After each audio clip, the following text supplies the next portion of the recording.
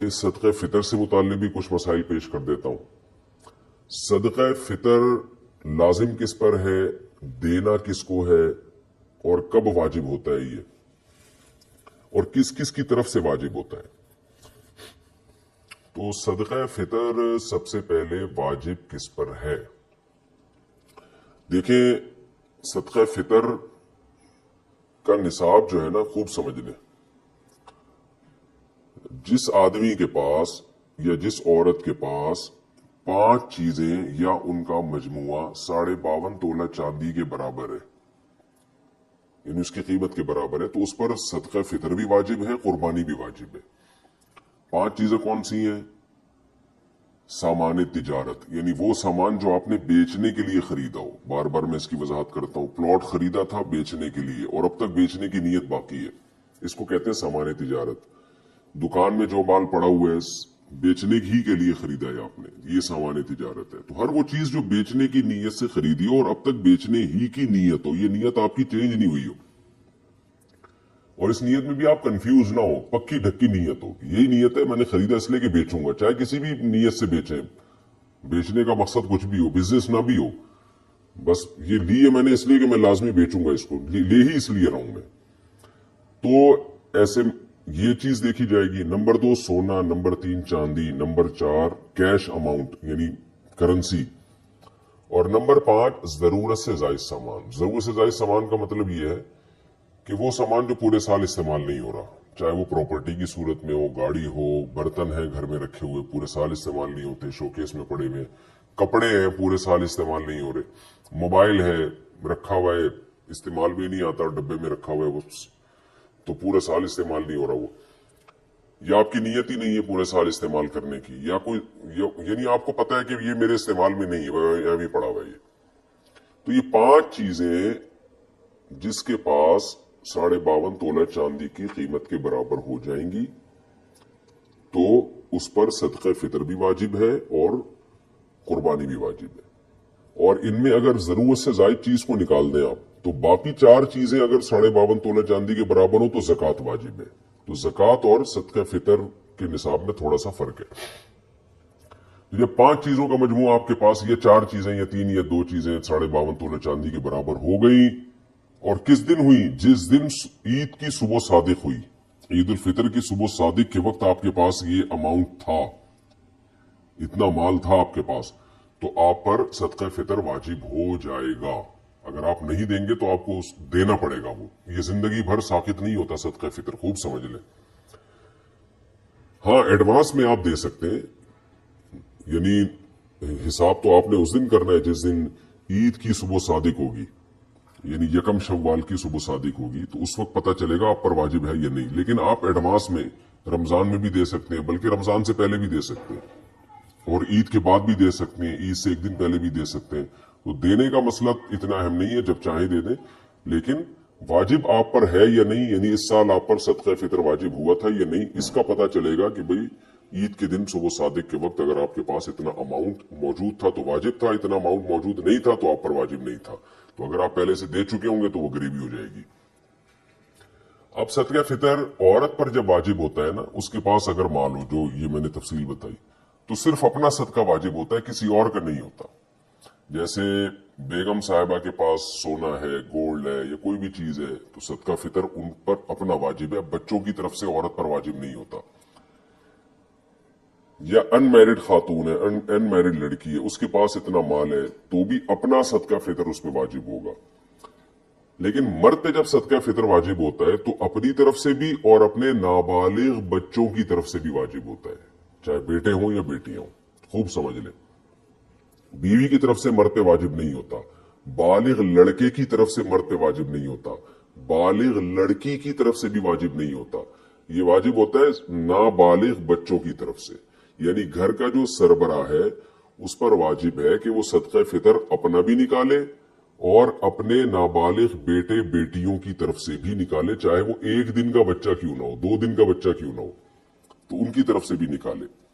हाँ, अगर वो बच्चे मालदार है, उनके पास खुद से 90,000 रुपए या 1 लाख रुपए जमा हो चुके हैं 52.5 तोले चांदी की कीमत के बराबर, तो फिर उनके पैसों से सदका देगा, फिर अपने पैसे खर्च करना लाजिम नहीं है। दे दे तो अच्छी बात है, تو خوب سمجھ لیں. اچھا آپ کے بچوں میں اگر کوئی بالغ ہے لیکن پاگل ہے, مجنون ہے, دیوانہ ہے, دماغ اس کا صحیح نہیں ہے, ایک تو وہ صحیح نہیں ہے جو آج کل ماں باپ کہتے ہیں ہمارے بچوں کا دماغ صحیح نہیں ہے, وہ والا مراد نہیں, واقعی میڈیکلی دماغ خراب ہو ان کا نہیں, یعنی مجنون ہے, پاگل ہو, تو ان کا بھی صدقہ فطر باپ پر واجب ہوتا ہے, چاہے بیٹی ہو یا بیٹا ہو.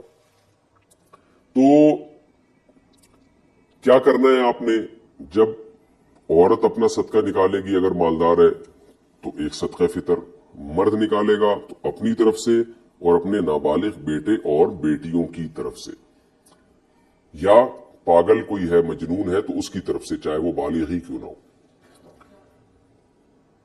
کتنا صدقہ نکالنا ہے اس میں علماء کی دو رائے ہیں. جمہور علماء جو بر صغیر کے وہ کہتے ہیں 2.25 کلو گندم, یعنی اگر آپ نے آٹے کی صورت میں دے رہے ہیں تو 2.25 کلو. کھجور, جو, کشمش, اس صورت میں اگر اس کو معیار بنا کے دینا ہے تو اس کو ڈبل کر لیں, یعنی 2.25 کا ڈبل ہوتا ہے 3.5 کلو. تو یعنی کھجور سے اگر آپ دینا چاہیں, کشمش سے دینا چاہیں, جو سے دینا چاہیں تو اس کا ڈبل, اور اگر آپ گندم سے دینا چاہیں تو 2.25 کلو. یہ جمہور کی رائے ہے.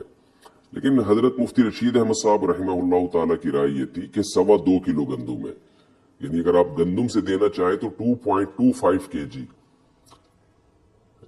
جمہور علماء کے نزدیک 1.75, اور مفتی رشید احمد صاحب رحمہ اللہ تعالی کی رائے, ان کی پوری تحقیق اصل فتاوی میں ان کی کتاب میں چھپی ہوئی ہے, تو ہمیں اسی تحقیق پہ زیادہ اطمینان ہے کیونکہ وہ دلائل ہمارے خیال میں وہ زیادہ مضبوط دلائل ہیں. تو 2.25 یعنی 2.25 کلو, تو 2.25 کلو گندم. اور اگر کھجور یا جو سے یا کشمش سے دینا چاہیں تو 2.25 کو ڈبل کر لیں, یعنی 4.5 کلو. تو یہ ایک اختلاف ہے. جب ایسا اختلاف علماء کے درمیان ہوتا ہے تو پھر عوام کے لیے بہتر یہ ہوتا ہے کہ احتیاط والے قول پہ عمل کرے. گنجائش یہ ہوتی ہے کہ اس قول پہ عمل کر لے جس میں مقدار کم ہے. تو آپ کو میں نے دونوں نصاب اسی وجہ سے بتا دیے کیونکہ دونوں طرف بڑے بڑے علماء ہیں. تو اگر آپ چاہیں تو 2.25 کلو گندم کے حساب سے دے دیں تو بھی انشاءاللہ صدقہ فطر آپ کا ادا ہو جائے گا. لیکن احتیاط اس میں ہے کہ 2.25 کلو گندم کے حساب سے آپ دیں. تو 2.25 کلو گندم کا جو فی الحال ریٹ چل رہا ہے آج کی تاریخ میں وہ 180 روپے ہے, اور 2.25 کیا آپ خود ہی کیلکولیٹ کر لیں کتنا بنتا ہے. تو اس کا طریقہ یہ ہوتا ہے, دکان والے سے پوچھیں بھائی 10 کلو کے آٹے کی تھیلی کتنے کی آ رہی ہے, وہ آپ کو اصل میں ایک ایک چیز نا سمجھانی پڑتی ہے, لوگ کنفیوز ہو رہے ہوتے ہیں آج کل. تو آپ دکان والے کو فون کر کے پوچھ لیں میرے بھائی 10 کلو آٹے کی تھیلی کتنے کی ہے, وہ آپ کو بتا دے گا جی اتنے کی ہے. تو اس کو 10 سے ضرب دیں گے تو 1 کلو کی آ جائے گی, 1 کلو تھیلی کی ویلیو آ جائے گی.